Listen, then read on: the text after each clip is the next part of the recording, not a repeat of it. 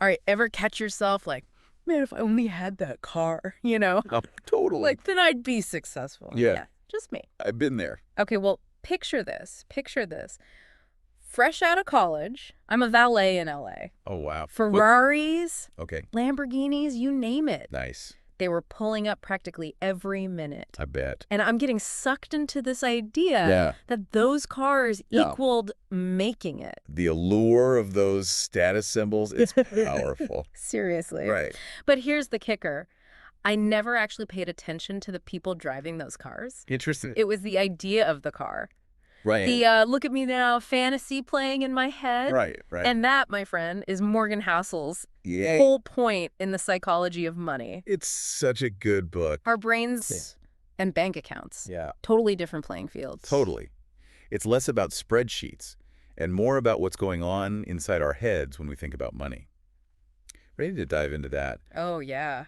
You've shared some interesting sources for this deep dive. Born ready. Yeah. So this book's been everywhere lately, and I think it's because Housel hits on something most personal finance stuff misses, right? He really does.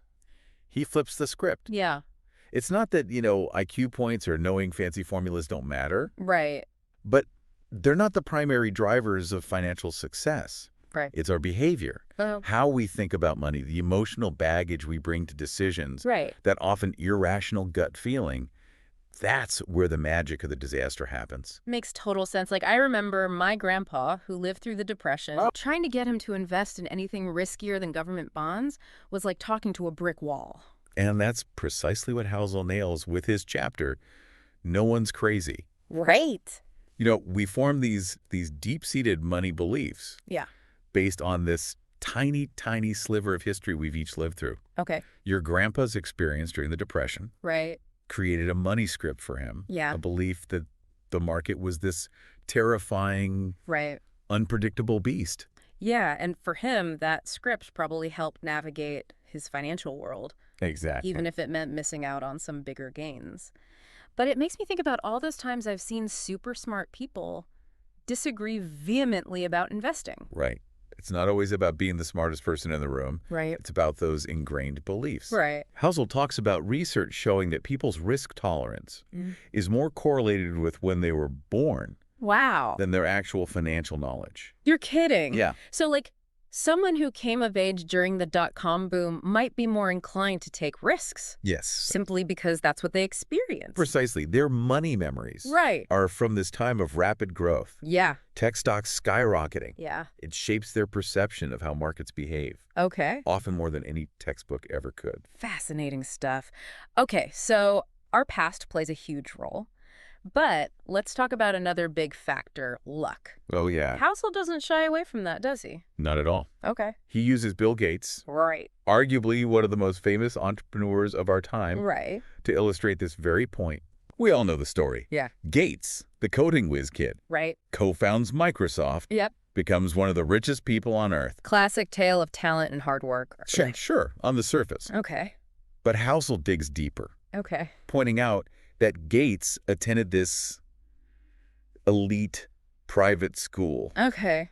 Lakeside. Okay. That just happened to have a computer club at a time when computers were incredibly rare. Right. So had Gates gone to a different school or even just been born a few years earlier? Who knows? Yeah. That's the thing about luck. Right? It's often the unseen force shaping outcomes. Yeah. Often in ways we can't predict or replicate. Okay, but before everyone listening starts feeling doomed by their birth year, you know what else Housel brings up? Risk. Yes, risk. He tells this really poignant story about Gates's friend, Ken Evans. A brilliant mind, tragically died in a mountain climbing accident at a young age. And the point Housel makes is crucial, even with talent. Yeah. Drive, a good dose of luck. Right. Sometimes life throws a curveball. It does. It's a reminder that we should absolutely strive for success. Yes. But to also acknowledge the role of chance. Yes. And to be kind to ourselves and others when things don't go as planned. Absolutely. That's huge. So true. Okay, so we've got psychology, luck, risk, all swirling around. It's a lot. Where do we go from here? Well, Housel dives into another biggie, greed. Okay. He does this by contrasting two very different people. Okay. John Bogle, the founder of Vanguard, Okay. known for index funds and a balanced approach to investing. Right. The voice of reason in a world of, well, often excessive greed. Exactly. Yeah. Bogle recounts a story in the book about attending a party Okay. hosted by a billionaire hedge fund manager. Okay. At one point, the novelist Kurt Vonnegut turns to his friend, Joseph Heller, author of Catch-22, right, and says something like, did you know this guy probably made more money today than you have from your book in its entire history? I can only imagine how Heller felt hearing that. Right. But Heller's response is brilliant. Okay. He simply says, yes, but I have something he'll never have. Enough. Okay, mic drop moment right there. Heller wins the day. Right. Amazing. It highlights this profound truth about greed. Yeah. There's often this insatiable desire for more. Right. Even when someone has an almost unfathomable amount of wealth. It's like the person who needs one yacht probably doesn't need 2 yachts. Precisely. And to drive this home, Housel juxtaposes Bogle's story with the contrasting and, frankly, tragic tale of Rajat Gupta. Okay, this is where things get really interesting. Yeah. For those who haven't heard the story, give us the rundown. Rajat Gupta, he was at the top of his game. Right. Former managing director of McKinsey. Okay. Board member at Goldman Sachs. Wow. Procter & Gamble, you name it. Okay. This guy was a titan. Making serious bank. Oh, yeah. Living the life most people only dream of, right? Exactly. But then he gets caught up Oh. in this massive insider trading scandal. Oh, no. Turns out he was feeding confidential information to a hedge fund manager. Wow. Allowing them to make illegal profits. Wow. So he's going to jail. Yeah. Oh.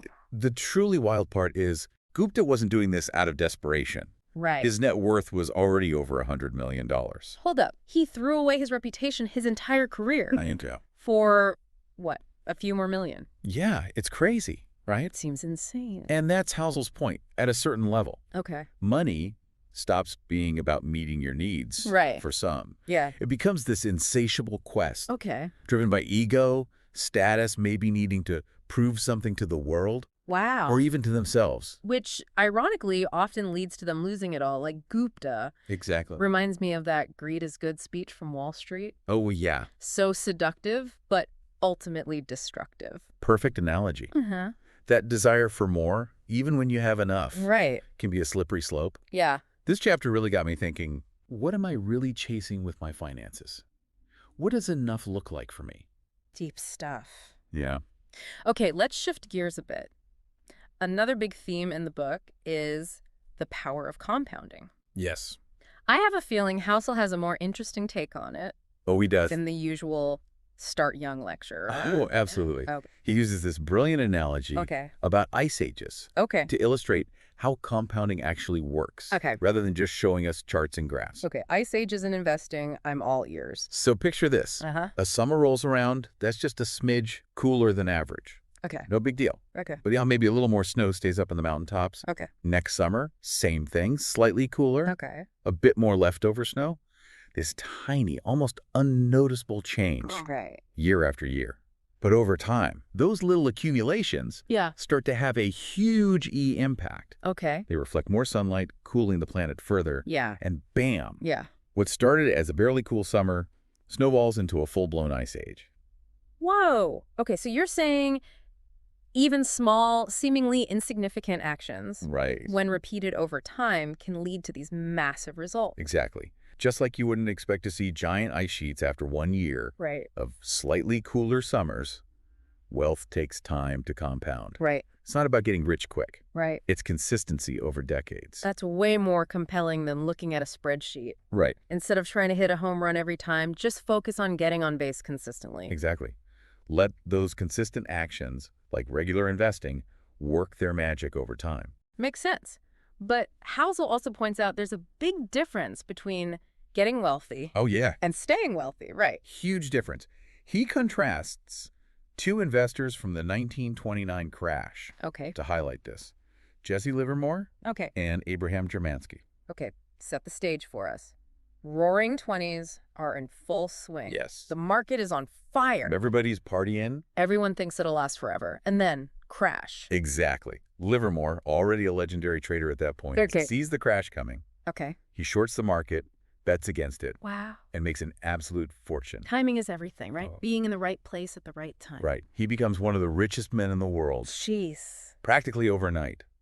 But here's the tragic part. What happened? Jermansky, who'd made his fortune in real estate, got caught up in the speculative frenzy. Oh, no. He puts everything he has into stocks. Uh-oh. And when the crash hits, yeah, he loses it all. Oh, man. He's completely wiped out. Wow. But it gets worse. Oh, God. Devastated by the financial ruin. Yeah. He reportedly jumps out of a hotel window. It's a heartbreaking story. Man, that's heavy. It is. So Livermore wins big. Jermansky loses tragically. End of story. Not quite. Remember how Livermore made a killing shorting the market? Yay. Well, that success went to his head. Oh, no. Pride before the fall. Exactly. Started making bigger and riskier bets. Oh. Convinced he was invincible. Uh-oh. Eventually, he gets wiped out, too. Loses everything. Wow. So even the guy who nailed the biggest market crash in history couldn't hold on to his wealth forever. It's a cautionary tale. Yes. Housel's takeaway is this. Getting rich and staying rich are totally different games. Okay.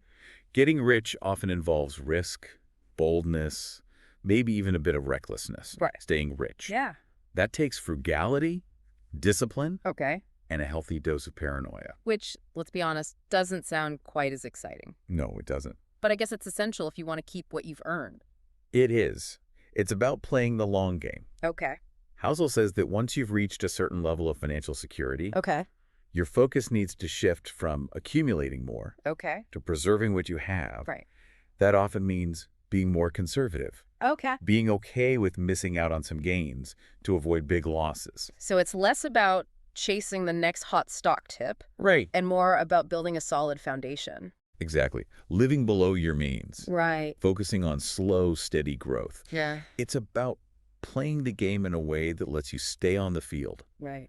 No matter what the market throws your way. Makes sense. Yeah. And speaking of staying power, Housel has this great chapter titled Freedom.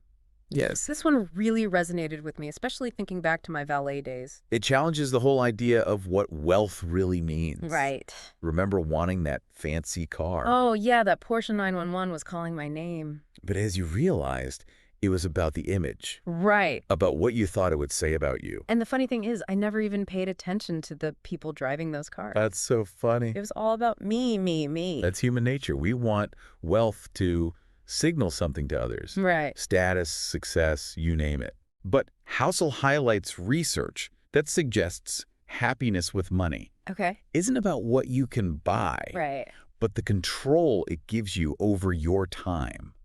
It's not about the stuff. It's not about the stuff. It's about the freedom that comes with it. Exactly. He compares our lives now to those of, say, a worker in the 1950s. Right. Less stuff back then, sure. Right. But they also had more control over their work hours. Right. More time with loved ones, more leisure time in general. Back then, you clocked out and that was it. Right. Work stayed at work. Yes. Today, there's this pressure to always be on. Always. Always hustling, which can be great. It can. But it can also make you feel like you're on a treadmill, even with a great income. Yes, exactly. So we should all just quit our jobs and become beach bums. Not necessarily. But Housel's point is to be mindful of how we're trading our time for money. Okay. Are we building a life that allows us to do what truly matters? Right. Or are we chasing something that might not bring us the happiness we're looking for? Are we building a life we love or a life we think other people will love? Exactly. And that's a question worth pondering. Speaking of questions worth pondering, Housel challenges conventional wisdom when it comes to investing as well, right? Yeah, he does. I love his idea that you can be wrong half the time and still make a fortune. Yeah, that's a good one. It's counterintuitive, but incredibly freeing. It is. He's saying you don't have to be right all the time. Right. Or even most of the time to be a successful investor. Exactly. Wait, how does that even work? Because, like we talked about earlier, a small handful of investments usually drive the majority of returns. Okay. Think of venture capitalists. Right. They invest in tons of startups. Yeah. Knowing most will fail. Right. But if just one or two become huge, right, it more than makes up for the losses. So it's about being in the game long enough to catch those big wins. Exactly. It's about diversification, patience, and understanding that ups and downs are part of the process. But how do you stay the course when the market's in a free fall and everyone's panicking? That's where the psychology of investing comes in. Right. Housel talks about having a barbell personality. Okay. Being optimistic about the future, okay, but also paranoid about the risks that could derail you from getting there. So, like 1 foot on the gas, 1 foot on the brake. In a sense, Okay. balancing the excitement of potential gains with the caution needed to avoid big losses. And that's not always easy. It definitely takes work. That's why having a clear investment strategy is crucial. Okay. One, aligned with your goals, Okay. your risk tolerance, your personal beliefs. Okay. When you have that clarity, Yeah. it's easier to ride out those inevitable storms. Right. And stay focused on the long game. So it's not just about picking the right stocks. No. It's about having the right mindset. Exactly. And Yeah. that's not something a financial advisor can give you. Right. It's something you cultivate yourself. Which is a great point for our listeners. This deep dive wasn't about giving you a get-rich-quick scheme. No. It's about shifting your mindset around money. Absolutely. Mm-hmm. Hopefully, understanding the psychology behind your financial decisions will empower you to make choices that lead to a richer life. Right. Not just a bigger bank account. Well said. Okay. Okay, before we wrap up, any other big aha moments from the psychology of money Oh, yeah. that we should leave our listeners with? One that really shifted my thinking is about savings. Okay. We usually frame them as being for known expenses, Right. a down payment, that new phone you want, whatever. Right. But Housel argues that savings are really about optionality. Okay, I like where you're going with this. Yeah. It's like having that emergency fund is smart and all, but this is bigger, right? Exactly. It's about creating a buffer, Okay. giving yourself the flexibility to deal with whatever life throws at you, Right. including the stuff you can't possibly predict right now. Right. It's less about a specific number and more about a mindset. It's like that go to hell fund idea. Yes, exactly. You've saved enough that you don't have to stay stuck in a job you hate. Right. Or put up with nonsense just because you need the paycheck. Right. That kind of freedom. That's the power of it. Yeah. The security to say no to things that don't align with your values. Right. But also the ability to say yes to opportunities that pop up out of the blue. And that loops right back to freedom. Yeah. Which feels like the core theme running through all these ideas. It is. It's like, money used well isn't about the piles of cash, but what that enables you to do with your one precious life. Couldn't have put it better myself. Okay, so for everyone listening, if there's one thing we hope you take away from this deep dive into the psychology of money, it's this: your relationship with money. It's as much about what's going on between your ears as it is about the numbers in your accounts. It's true. Maybe even more so. Master your own psychology. Right. Understand your biases, those unique experiences that have shaped your view of money. That's how you make financial choices that lead to a truly richer life, not just a fatter bank balance. And hey, maybe you do end up with that fancy car someday. Maybe. But this time around, you bought it for the right reasons. Indeed. Until next time, keep diving deep into the things that matter. And we'll be here to help you unpack it all.